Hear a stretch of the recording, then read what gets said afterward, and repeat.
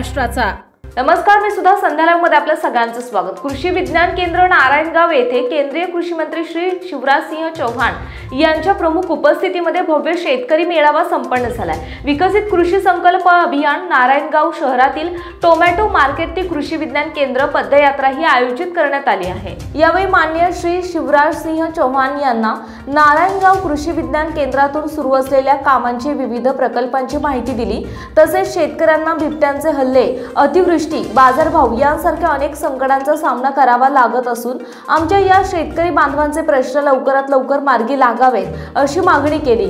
यावेळी राज्याचे कृषी मंत्री श्री माणिकराव कोकाटे, नारायणगाव कृषी विज्ञान केंद्राचे चेअरमन कृषीभूषण श्री अनिल तात्या मेहर, आमदार श्री शरददादा सोनवणे, माजी आमदार श्री अतुल बेनके, कृषी उत्पन्न बाजार समितीचे संचालक श्री माऊली शेठ खंडागळे, श्री प्रदीप कंद, माननीय आशाताई बुचके यांच्यासह परिसरातील शेतकरी बांधव उपस्थित होते।